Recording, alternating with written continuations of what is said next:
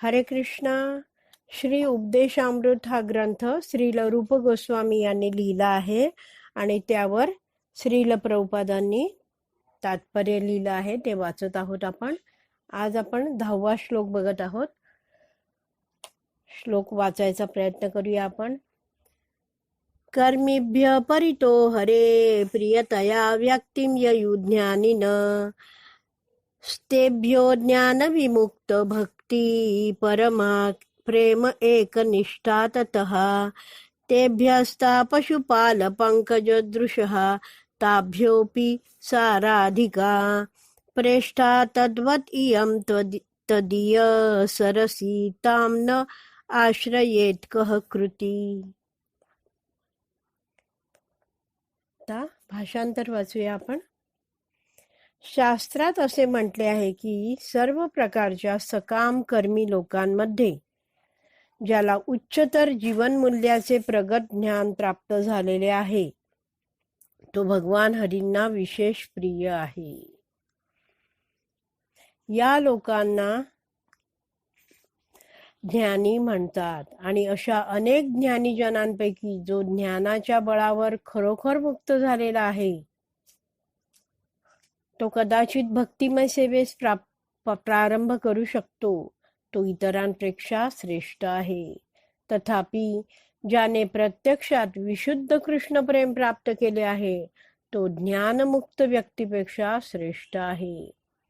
उच्चतर भक्तांमध्ये गोपिका श्रेष्ठ आहेत कारण त्या गोपाळ कृष्णांवर सदैव आश्रित असतात. सर्व गोपींमध्ये श्रीमती राधाराणी श्रेष्ठ आहे कारण ती श्रीकृष्णांना सर्व अधिक प्रिय आहे. तिचे कुंड हे भगवान श्रीकृष्णांना तिच्या इतकेच प्रिय आहे. तर मग राधाकुंडाच्या तटावर निवास करण्यास आणि आनंदी भक्तिमय भावनेने भारलेल्या चिन्मय शरीराद्वारे प्रेरित होऊन श्री राधा गोविंद या दिव्य युगुलाची प्रेममयी सेवा करण्यास कोण नकार देईल. या ठिकाणी दिव्य युगुलाच्या अष्टकालीय लीला नित्य घडत असतात. खरोखर राधाकुंडाच्या तटावर भक्तिमय सेवा करणारे भक्त ब्रह्मांडामध्ये सर्वाधिक भाग्यवान होय. आपण भाषांतर जरा समजून घेऊया. खूपच मोठं आहे ते. सांगितलंय शास्त्रात असं म्हटलं आहे की सर्व प्रकारच्या सकाम कर्मी लोकांमध्ये ज्याला उच्चतर जीवनमूल्याचे प्रगत ज्ञान प्राप्त झालेले आहे तो भगवान हरींना विशेष प्रिय आहे. तर सकाम कर्मी जन जे असतात त्यांचं ध्येय काय आहे? इंद्रिय तृप्ती करणं. तर त्याच्यामध्ये ही 2 प्रकारचे लोक आहेत जे फक्त इंद्रिय तृप्तीमध्ये लागलेत आणि दुसरे आहेत ते इंद्रिय तृप्ती करतानाही ते काय करतायत? वेदांचं काय म्हणतात मार्गदर्शन घेत आहेत आणि पुढे जात आहेत. तर असे जे वेदांचं मार्गदर्शन घेऊन उच्चतर जीवनमूल्याचं प्रगत ज्ञान प्राप्त झालंय ज्या कर्मींना ते भगवंतांना विशेष प्रिय आहेत असं म्हटलंय. या लोकांना ज्ञानी म्हणतात. अच्छा. तर हे कर्मी लोकांमधले आहेत जे लोक ज्यांना उच्चतर जीवनमूल्याचं ज्ञान मिळालंय त्यांना ज्ञानी म्हटलं जातं. आणि असे जे अनेक ज्ञानी आहेत त्यांमधला जो ज्ञानी आहे जो ज्ञानाच्या बळावर खरोखर मुक्त झालेला आहे म्हणजे त्याला आता कळलेलं आहे की हे इंद्रिय भोग करण्यात काही अर्थ नाही, काही सुख नाही आहे आणि त्याला भक्तीबद्दल काही ज्ञान झालेलं आहे तर त्याला म्हटलं जातं तो ज्ञानाच्या बळावर मुक्त झालेला आहे. तो कदाचित भक्तिमय सेवा प्रारंभ करू शकतो. तो इतरांपेक्षा श्रेष्ठ आहे. म्हणजे अनेक ज्ञानी आहेत त्यांपेक्षा हा श्रेष्ठ आहे. पण त्यांच्यापेक्षाही श्रेष्ठ कोण म्हटलंय की ज्याला विशुद्ध कृष्ण प्रेम प्राप्त झालाय तो या सगळ्या ज्यांनी भक्तिमय सेवा केलाय त्यांच्यापेक्षाही श्रेष्ठ विशुद्ध कृष्ण प्रेम प्राप्त झालेला आहे तो श्रेष्ठ आहे. पुढे सांगितलंय की उच्चतर भक्त जे आहेत त्यांच्यामध्ये सर्वात गोपिका आहेत त्या श्रेष्ठ आहेत. का गोपिका श्रेष्ठ आहेत? कारण ते भगवान श्रीकृष्णांवर सदैव आश्रित असतात. या सर्व ज्या गोपी आहेत त्यांच्यामध्ये श्रीमती राधाराणी श्रेष्ठ आहे म्हटलंय, कारण ती श्रीकृष्णांना सर्वात अधिक प्रिय आहे. ह्या गोपिका आहेत, हे राधाराणी आहेत, हे सगळे काय आहेत, भगवंतांवर खूप प्रेम करतात आणि त्यांचं सगळ्यांचं ध्येय एकच आहे की भगवंतांना संतुष्ट करणं. सर्व गोपींमध्ये श्रीमती राधाराणी भगवंतांना सर्वात अधिक प्रिय आहे. आणि तिचं जे राधाकुंड आहे तेही भगवान श्रीकृष्णांना राधाराणी इतकंच प्रिय आहे. तर असं जे भगवंतांना प्रिय असलेलं राधाकुंड आहे, जिथे भगवंतांच्या राधाराणी बरोबर नित्य लीला सुरू असतात. तर असं जे राधाकुंड आहे त्याच्या तटावर भक्तिमय सेवा करणारे भक्त आहेत, ते ब्रह्मांडामधील सर्वाधिक भाग्यवान आहेत, असं रूप गोस्वामी या श्लोकामध्ये म्हणत आहेत. पण तिथे राहण्यासाठी राधाकुंडाच्या तटावर राहण्यासाठी आपण कसे हवेत, आपण हे 9व्या श्लोकामध्ये बघितलं होतं की सामान्य कोणी जीव आहे तो तिथे राहू शकत नाही. जो भक्तीत अतिशय प्रगत झाला आहे, ज्याला भक्तीमध्ये भगवंतांच्या म्हणजे प्रेम स्तरावर तो भक्ती करत आहे, भक्तिमय सेवेमध्ये संलग्न असणारा, जो स्वतःच्या इंद्रिय तृप्तीची अजिबात इच्छा नाही आणि केवळ भगवंतांची सेवा करणं, भगवंतांची भक्ती, प्रेममयी भक्ती करणं, अशा भावनेत जो भक्ती करतो, असाच माणूस राधाकुंडाच्या तटावर राहू शकतो. ज्याला भोग इच्छा आहे तो राधाकुंडाच्या तटावर राहण्यास योग्य नाही. तात्पर्य वाचूया. या क्षणी जवळजवळ सर्वजण कोणते ना कोणते सकाम कर्म करण्यात मग्न आहेत. ज्यांना कर्म करून भौतिक लाभ मिळवण्याची इच्छा असते त्यांना कर्मी म्हणतात. कर्मीच व्याख्या आहे की ज्याला कर्म करून भौतिक लाभ मिळवायचे तो कर्मी. या भौतिक जगातील सर्व जीव मायावश झालेले आहेत. याचे वर्णन विष्णू पुराणामध्ये 6.7.61 मध्ये पुढील प्रमाणे केले आहे. हे जे प्रभुपादांनी आता सांगितलं की या भौतिक जगातले सर्वजण मायावश आहेत, ते या श्लोकामध्ये येत आहे. हा विष्णू पुराणाचा श्लोक वाचूया. विष्णू शक्ती परा प्रोक्ता क्षेत्रज्ञाख्या तथा परा अविद्या कर्म सज्ञान्या तृतीया शक्ती रिष्यते. ऋषींनी भगवंतांच्या शक्तीचे 3 प्रकारात विभाजन केले आहे आणि ते प्रकार म्हणजे आध्यात्मिक शक्ती, तटस्थ शक्ती आणि माया शक्ती. भगवंतांच्या अनेक शक्ती आहेत, पण 3 प्रकारात त्यांचं विभाजन केलंय. पहिल्या तर आध्यात्मिक शक्ती म्हणजे भगवंतांची अंतरंगा शक्ती, तटस्थ शक्ती, यामध्ये सगळे जीव येतात, आणि जी माया शक्ती आहे ती बहिरंगा शक्ती आहे. माया शक्ती किंवा भौतिक शक्ती ही 3ऱ्या श्रेणीची शक्ती, तृतीया शक्ती समजली जाते. माया शक्तीच्या कचाट्यात सापडलेले जीव डुकरा कुत्र्यांप्रमाणे केवळ इंद्रिय भोगाकरिता काबाड कष्ट करतात. तर अशा तऱ्हेचे जीव जे आहेत, जे केवळ स्वतःच्या इंद्रिय तृप्ती करता काबाड कष्ट करतात, त्यांना विकर्मी म्हटलं जातं. ते कोणत्याही शास्त्राचं पालन करत नाहीत आणि मनाला वाटेल तशा तऱ्हेने ते इंद्रिय उपभोग करत असतात आणि त्यासाठी काबाड कष्ट पण करत असतात. या जीवनात किंवा पुण्यकर्म करून पुढील जन्मात वेदांमध्ये वर्णिलेले यज्ञ करण्याकडे काही कर्मी आकर्षित होतात. एक तर कर्मी बघितले जे वैदिक शास्त्रांच्या विरुद्ध वागून केवळ इंद्रिय तृप्तीसाठी मग्न आहेत, काबाड कष्ट करत आहेत. दुसरे कर्मी आहेत, ते काय करतात, जीवनामध्ये पुण्य कर्म करतात आणि मग पुढील जीवनामध्ये वेदांमध्ये वर्णिलेले यज्ञ करण्याकडे ते आकर्षित होतात. तर अशा तऱ्हेने हे जे कर्मी आहेत त्यांना नुसतं कर्मी म्हटलंय, जे वेदांमध्ये सांगितलंय त्यानुसार ते कर्म करतात. अशा प्रकारे त्यांच्या पुण्याईच्या बळावर त्यांना स्वर्ग लोकाची प्राप्ती होते. ते पुण्य करतात, पुण्य खूप सारं साठलं की या जीवनानंतर त्यांना म्हणजे मृत्यूनंतर स्वर्गलोकाची प्राप्ती होते.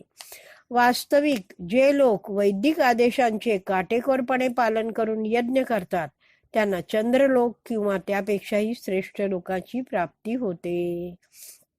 तर अशा तऱ्हेने काटेकोरपणे यज्ञ करून वैदिक आदेशानुसार जे यज्ञ सांगितलेत ते करून हे जे कर्मी लोक आहेत त्यांना श्रेष्ठ लोकांची प्राप्ती होते. लोक म्हणजे ग्रह, त्या चंद्रलोकावर स्वर्ग लोक अशा रीतीने ते श्रेष्ठ लोक प्राप्त करतात.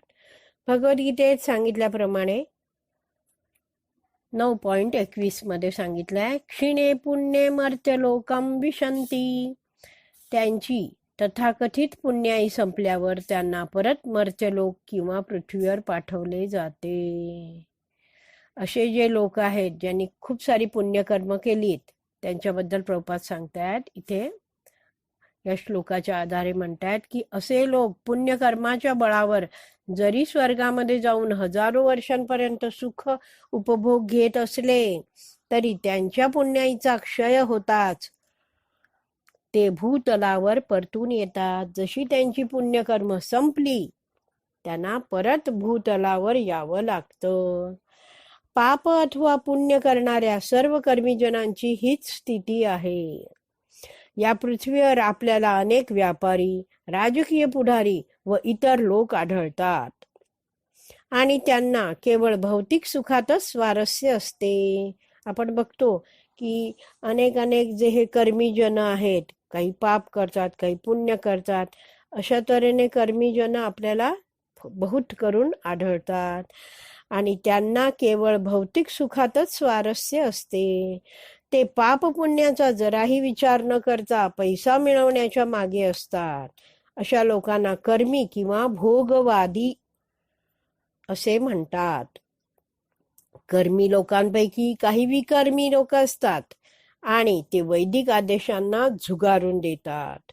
वैदिक ज्ञानाच्या आधारावर कर्म करणारे सकाम कर्मी भगवान विष्णूंना प्रसन्न करण्याकरता आणि त्यांच्याकडून वरप्राप्ती करता यज्ञ करतात.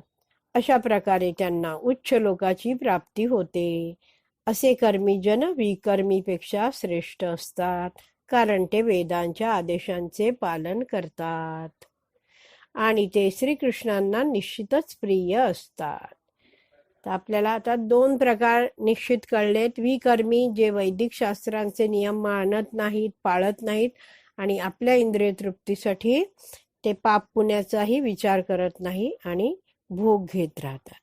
दुसरे आहेत ते वैदिक ज्ञानाच्या आधारावर कर्म करतात आणि यज्ञ करतात. यज्ञ हा भगवान विष्णूंना प्रसन्न करण्यासाठी असतो आणि मग यज्ञ करून त्यांना भगवंतांकडून वरदान प्राप्ती हवी असते.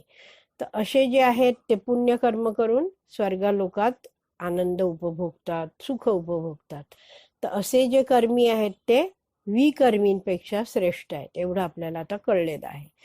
तर आपण हे जाणलं पाहिजे की वेद आहेत ते मनुष्याला मार्गदर्शन करतात. त्याची चेतना ज्या स्तरावर मनुष्य आहे त्या स्तरावरून आणखीन उच्च स्तरावर त्या व्यक्तीची चेतना जावी यासाठी वेद मार्गदर्शन करीत असतात.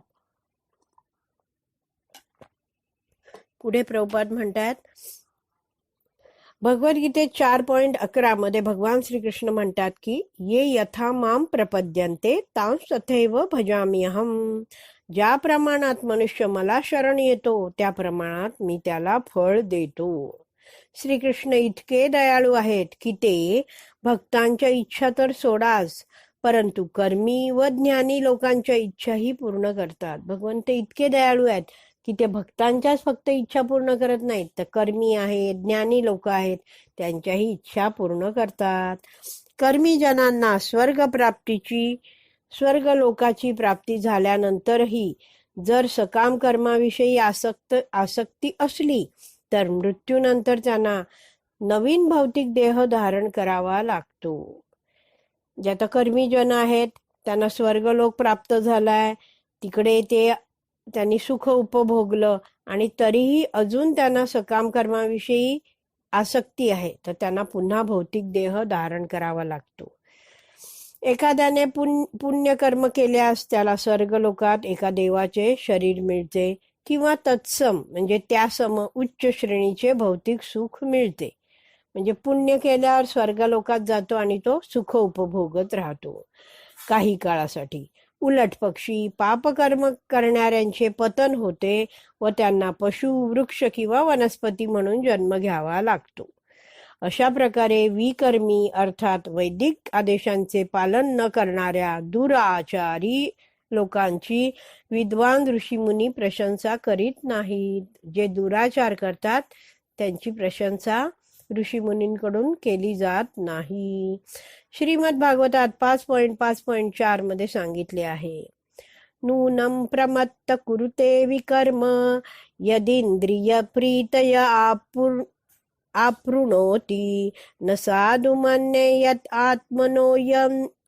आत्मोऽयम् असन्नपि क्लेशद आस देहः.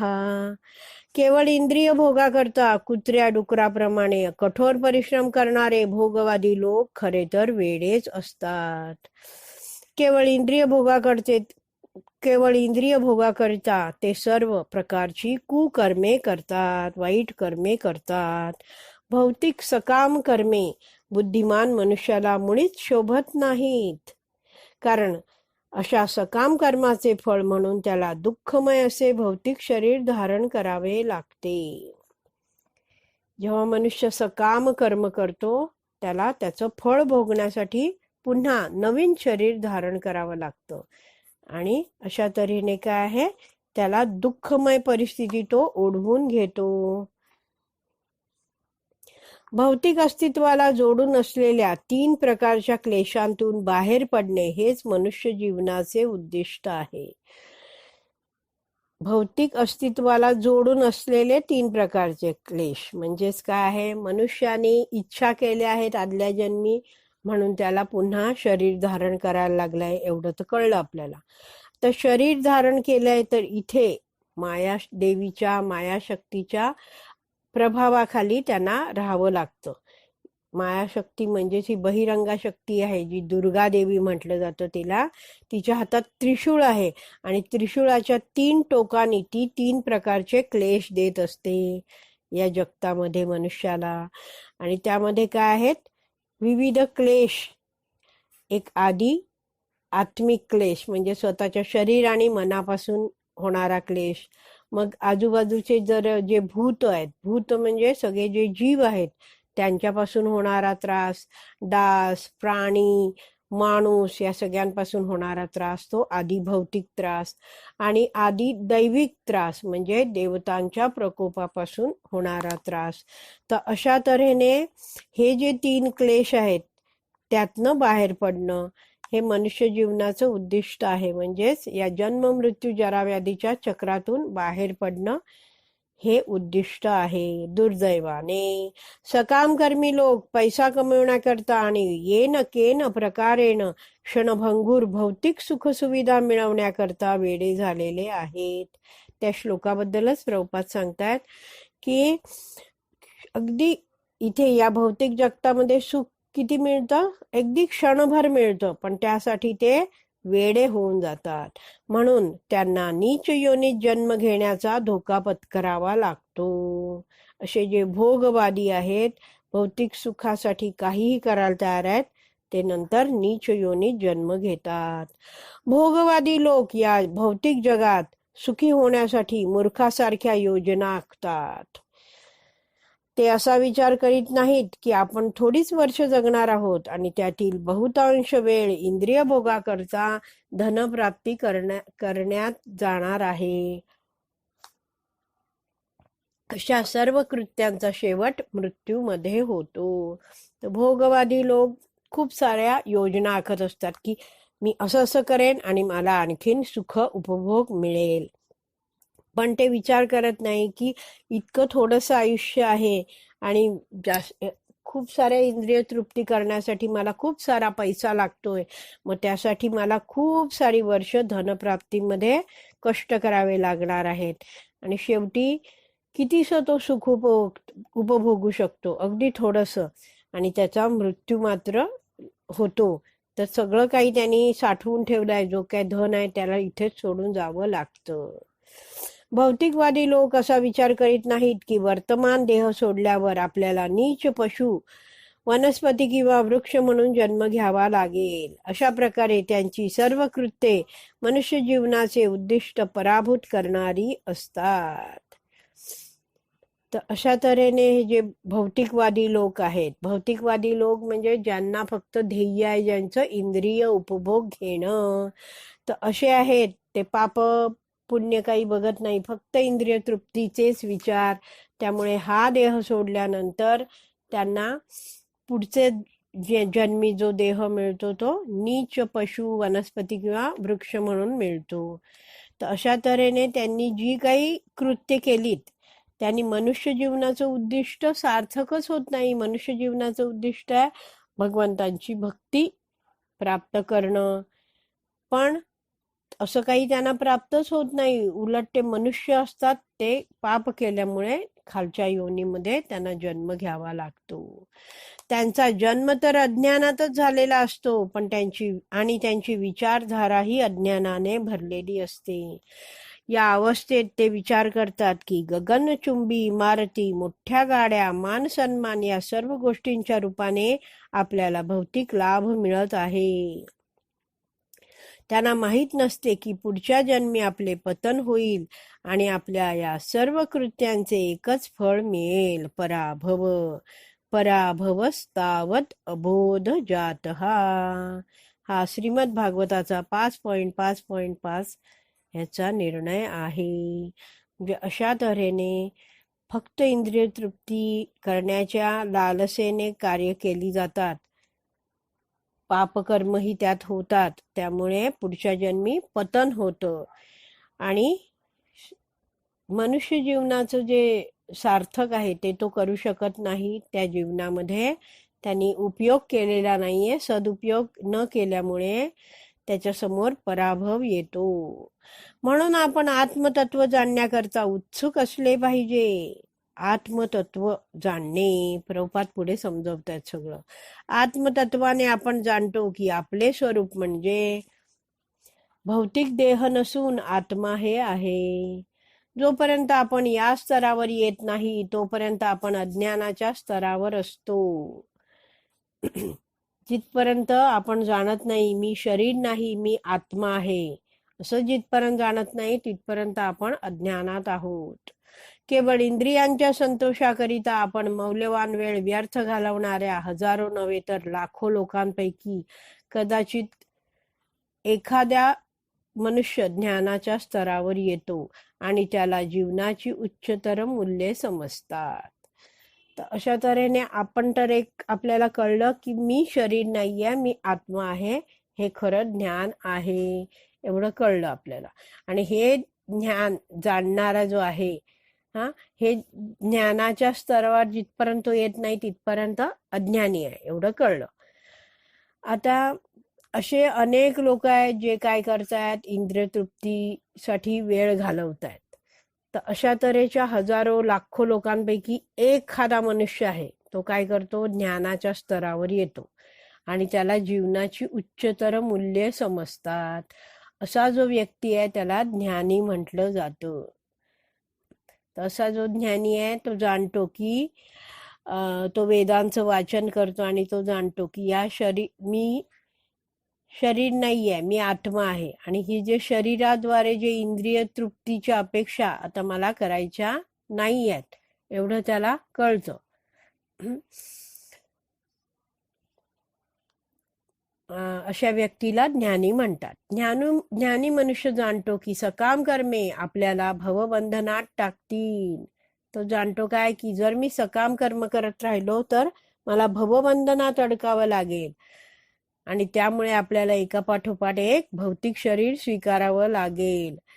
श्रीमद भागवतात शरीरबंध या शब्दाने सुचवल्याप्रमाणे जोपर्यंत मनुष्य इंद्रिय सुखाची कामना करतो तोपर्यंत त्याचे मन सकाम कर्मामध्ये लिप्त राहते आणि यामुळे त्याचा सतत पुनर्जन्म होत राहतो. अतिशय महत्वाचं वाक्य आहे की श्रीमद भागवत मध्ये म्हटलंय की शरीरबंध म्हणजे काय की मनुष्य जिथपर्यंत इंद्रिय सुखाची कामना करेल, जोपर्यंत त्याच्या मनात आहे की मला एक कार्य करायचंय जेणेकरून मला काहीतरी हा लाभ हवा आहे, त्याला म्हटलं जातं सकाम कर्म, त्यामध्ये जिथपर्यंत मनुष्य लिप्त आहे, मग्न आहे, तर त्या सगळ्या ज्या इच्छा असतात त्यांच्यामुळे, कामना असतात त्यामुळे त्याला पुन्हा जन्म घ्यावा लागतो. म्हणजे जर आपण आता एका जन्मात आहोत, आपण समजा बुटके आहोत, तर मनुष्य काय विचार करतो, अरे तो किती उंच मनुष्य आहे, छान, मला तसं मी असायला पाहिजे होतो, मी काही फारसं सुंदर नाहीये, मला सुंदर व्हायचं आहे. अशा तऱ्हेने मनुष्य वेगवेगळ्या इच्छा करत असतो आणि त्या इच्छा आहेत त्यामुळे त्याला पुन्हा जन्म घ्यावा लागतो. म्हणजेच काय आहे, त्याला तसं शरीर मिळण्यासाठी पुन्हा एक संधी दिली जाते. अशा तऱ्हेने जिथपर्यंत तो कामना करत राहील तिथपर्यंत त्याचा पुनर्जन्म होत राहील, हे आपण ध्यानात घेतलं पाहिजे. अशा प्रकारे ज्ञानी मनुष्य कर्मीपेक्षा श्रेष्ठ आहे, कारण तो इंद्रिय भोग देणाऱ्या अंधकर्मापासून निदान परावृत्त झालेला आहे. हा प्रत्यक्ष भगवंतांचाच निर्णय आहे. तर भगवंताने भागवतम मध्ये हा श्लोक दिलेला आहे की असे जो ज्ञानी आहे तो कर्मींपेक्षा श्रेष्ठ आहे. का? कारण जसा कर्मी इंद्रिय भोग करत बसतो, अशी कर्म करतो जेणेकरून त्याला इंद्रिय भोग मिळेल, अशा कर्मांमध्ये कधी ज्ञानी पडत नाही. पुढे, तथापि कर्मी लोकांच्या अज्ञानापासून जरी ज्ञानी मनुष्य मुक्त असला तरी जोपर्यंत तो भक्तिमय सेवेच्या स्तरावर येत नाही तोपर्यंत त्याला सुद्धा अज्ञानी समजले पाहिजे. आता ज्ञानीने जाणलंय की मी भोग करणार नाही, पण म्हणून त्याला मुक्त म्हटलं, तरीही जोपर्यंत तो भक्तिमय सेवेच्या स्तरावर येत नाही तिथपर्यंत त्याला अज्ञानी म्हटलंय.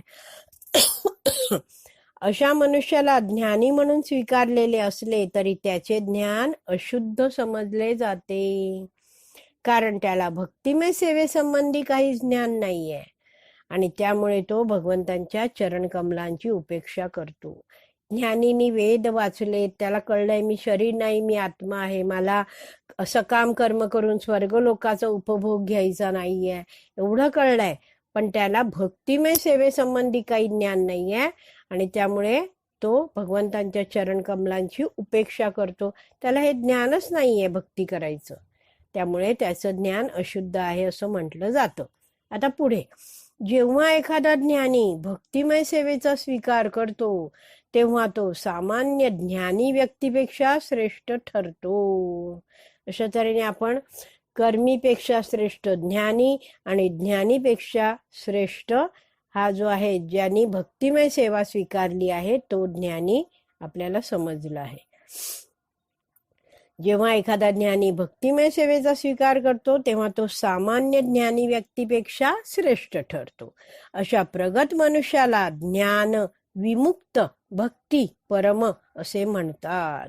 ज्ञानी कशा प्रकारे भक्तिमय सेवेचा स्वीकार करतो याचे वर्णन भगवद्गीतेत 7.19 मध्ये केले आहे. तिथे भगवान श्रीकृष्ण असे म्हणतात, बहुनाम जन्मनाम अंते ज्ञानवान मां प्रपद्यते वासुदेव सर्वमिति स महात्मा सुदुर्लभा. अनेक जन्म आणि मृत्यूनंतर ज्याला वास्तविक ज्ञान होते तो मी अस्तित्वातील सर्व गोष्टींच्या कारणांचे परम कारण असल्याचे जाणून मला शरण येतो असा महात्मा अत्यंत दुर्लभ आहे.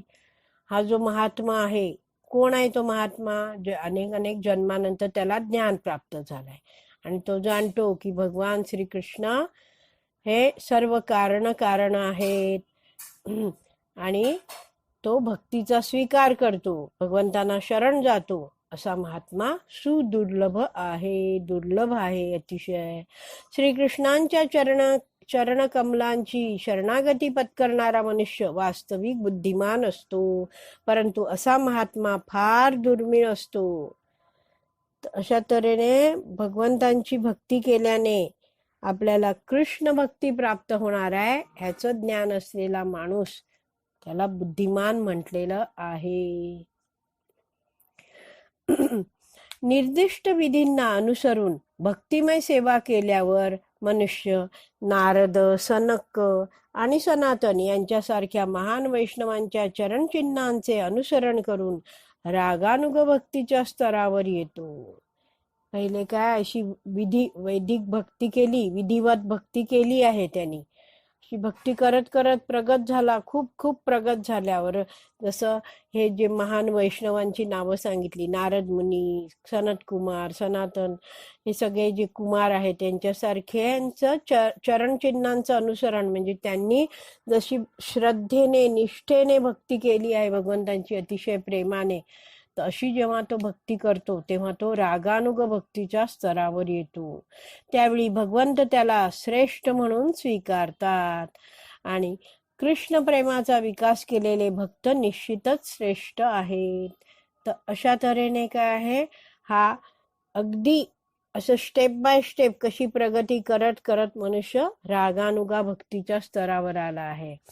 कृष्ण प्रेमाचा विकास केलेले भक्त हे निश्चित श्रेष्ठ आहेत असं प्रभुपाद म्हणतात. तर आपण काही क्षण हे बघूया की कसं ही प्रगती होत जाते. तर हा जो श्रद्धेचा विकास होत जातो, एक स्टेप बाय स्टेप श्रद्धा जशी जशी वाढत जाते तशी तशी भगवंतांप्रतीची भक्ती देखील वाढत जाते. तर आपण बघू शकतो की विकर्मीपासून अगदी कृष्ण प्रेम प्राप्त होईपर्यंत हा जो आहे त्या मनुष्याचा, त्या माणसाच्या श्रद्धेचा विकास होत आहे. पहिले तो जो विकर्मी आहे तो काय करतो, वेदांना मानत नाही आणि केवळ इंद्रिय भोगात मग्न आहे. त्यानंतरचा श्रेष्ठ सांगितला कर्मी, तो वेदांना मानतो आणि भोग करतो, इंद्रिय तृप्तीत आहे. तिसरा आपण सांगितला की जो ज्ञानी आहे त्याचं काय आहे, तो वेदांना मानतोय आणि भोगांना त्यांनी आता नाकारलेलं आहे. चौथा आहे तो काय आहे, या ज्ञानींपेक्षाही थोडा श्रेष्ठ आहे, जो काय आहे तो वेदांना तर मानतोच पण त्यांनी ठरवलंय की आता मी कृष्ण भक्ती करायची आहे. अशा तऱ्हेने तो भक्ती जसा प्रगत होईल तशी त्याची भगवंतांविषयीची जी श्रद्धा आहे ती आणखीन दृढ होत जाते आणि ते भक्तीत प्रगती करत राहतो. या सर्व भक्तांपैकी गोपिकांना श्रेष्ठ समजले जाते, कारण श्रीकृष्णांना संतुष्ट करण्याव्यतिरिक्त त्यांना इतर काहीच माहीत नसते. अशा ज्या गोपी आहेत त्या प्रत्येक जे कार्य करतात ते भगवंतांना संतुष्ट करण्यासाठी करतात. त्यांना स्वतःच्या सुखाचा काहीही विचार नसतो, निस्वार्थ भाव. शिवाय त्या म्हणजे ज्या गोपिका आहेत त्यांना भगवान श्रीकृष्णांकडून कोणत्याही मोबदल्याची अपेक्षा नसते, म्हणजे सेल्फलेस, निस्वार्थ भावनेने ते भगवंतांची सेवा करतात. खरोखर कधी कधी श्रीकृष्ण त्यांच्यापासून दूर जाऊन त्यांना दुःख सागरात लोटत असत. भगवंतांच्या या भक्त असलेल्या ज्या गोपी आहेत त्यांच्यापासून भगवंत दूर जातात आणि मग गोपी दुःख सागरात बुडून जातात. तरी देखील त्या श्रीकृष्णांना विसरू शकत नाहीत. जेव्हा श्रीकृष्णांनी मथुरेस जाण्याकरिता वृंदावन सोडले तेव्हा गोपी अत्यंत व्याकुळ झाल्या आणि त्यांनी आपले उर्वरित जीवन श्रीकृष्णांपासून झालेल्या वियोगामुळे केवळ क्रंदन करीत व्यतीत केले. असे जे भगवंतांचे महान भक्त असलेल्या ज्या गोपी आहेत, ज्या भगवंतांना कधीच विसरू शकत नाहीयेत आणि त्यांना सोडून भगवंत, त्यांना वृंदावनात सोडून भगवंत मथुरेला निघून गेले आणि गोपी व्याकुळ झाल्या आणि त्या क्रंदन करत होत्या, म्हणजे भगवंतांच्या वियोगामुळे त्यांना रडू येत होतं. याचा अर्थ असा की एका दृष्टीने त्या श्रीकृष्णांपासून कधीच दूर झाल्या नव्हत्या. कृष्ण स्मरण आणि श्रीकृष्णांचा संग यात काहीच भेद नाही. अतिशय महत्वाचं वाक्य. भगवंतांचं जेव्हा स्मरण केलं जातं म्हणजेच भगवंतांचा संग मिळतो. तर अशा ह्या ज्या गोपी आहेत त्या भगवान श्रीकृष्णांपासून कधीच दूर झालेल्या नव्हत्या म्हटलेलं आहे. उलट विप्रलंब सेवा किंवा श्रीकृष्णांपासून दूर राहून केलेले चिंतन हे श्रीकृष्णांची प्रत्यक्ष सेवा करण्यापेक्षा फार श्रेष्ठ आहे. विप्रलंब सेवा म्हणजेच काय, भगवंतांचं दूर राहून केलेलं जे चिंतन आहे ते प्रत्यक्ष सेवेपेक्षा श्रेष्ठ आहे. कसं ते पुढे सांगतायत प्रभुपाद समजवून. श्री चैतन्य महाप्रभूंनी सुद्धा असेच विरह भावनेमध्ये श्रीकृष्णांचे चिंतन केले होते. अशा प्रकारे जितक्या भक्तांमध्ये श्रीकृष्णांकरिता विशुद्ध भक्तिमय सेवा विकसित झाली आहे त्यांच्यापैकी गोपिका सर्वात श्रेष्ठ आहेत आणि त्या गोपींमधील श्रीमती राधाराणी सर्वोच्च आहे. तर भगवान श्रीकृष्णांची जे विशुद्ध सेवा करतात, विशुद्ध भक्तिमय सेवा करतात, त्या सर्व भक्तांमध्ये गोपिका श्रेष्ठ आहेत आणि गोपिकांमध्ये श्रीमती राधाराणी सर्वात उच्च आहे. कोणीही श्रीमती राधाराणीच्या भक्तीपेक्षा श्रेष्ठ भक्ती करू शकत नाही. स्वतः श्रीकृष्ण सुद्धा श्रीमती राधाराणीचा भाव समजू शकत नाहीत. म्हणून श्रीकृष्णांनी तिचे पद स्वीकारले आणि तिचे दिव्य भाव समजण्याकरिता भगवान श्रीकृष्ण श्री चैतन्य महाप्रभू म्हणून अवतरले. भगवान श्रीकृष्णांनाही आश्चर्य वाटायचं की माझ्यापेक्षा माझी सेवा केल्यामुळे राधाराणीला आनंद मिळतो आहे, तिला कोणतं सुख प्राप्त होत आहे. तर हे सगळं जाणून घेण्यासाठी, श्रीमती राधाराणीचा भाव समजून घेण्यासाठी श्रीकृष्ण स्वतः चैतन्य महाप्रभू म्हणून अवतरले. भक्त म्हणून त्यांनी कार्य केलं आणि भगवंतांची भक्ती केल्यावर काय सुख मिळतं त्याचं त्यांनी आस्वादन केलं. अशा प्रकारे श्री रूप गोस्वामींनी क्रमशः असा निष्कर्ष काढला आहे की श्रीमती राधाराणी ही श्रीकृष्णांची सर्वोच्च भक्त आहे आणि तिचे कुंड म्हणजे राधा कुंड हे सर्वोच्च तीर्थस्थान आहे. यास सप्रमाण पुष्टी म्हणून चैतन्य चरितामृत मध्ये लघु भागवतामृत उत्तरखंड 45 या ग्रंथातील खालील श्लोक दिला आहे. यथा राधा प्रिया विष्णो तस्या कुंडम प्रियम तथा सर्व गोपीषु सैवैक्या विष्णोर अत्यंत वल्लभा. ज्याप्रमाणे श्रीमती राधाराणी भगवान श्रीकृष्णांना विष्णूंना प्रिय आहे त्याचप्रमाणे राधाकुंड ही त्यांना तेवढेच प्रिय आहे. सर्व गोपींमध्ये केवळ तीच म्हणजे श्रीमती राधाराणीच भगवंतांना सर्वात अधिक प्रिय आहे. म्हणून कृष्ण भावनामृतात रुची असणाऱ्या सर्व लोकांनी शेवटी राधाकुंडाचाच आश्रय घ्यावा आणि तेथे जीवनभर भक्तिमय सेवा करावी. उपदेशामृताच्या 10व्या श्लोकाचा रूप गोस्वामींनी सांगितलेला हाच निष्कर्ष आहे. असं हे जे राधाराणीचं कुंड आहे, जे भगवंतांना प्रिय आहे, अशा राधाकुंडाचा आश्रय घ्यावा असं रूप गोस्वामी शेवटी सांगत आहेत. पण आपण जाणलं पाहिजे की असा आश्रय घेण्यासाठी आपण भक्तीत तेवढे प्रगतही झालो पाहिजे.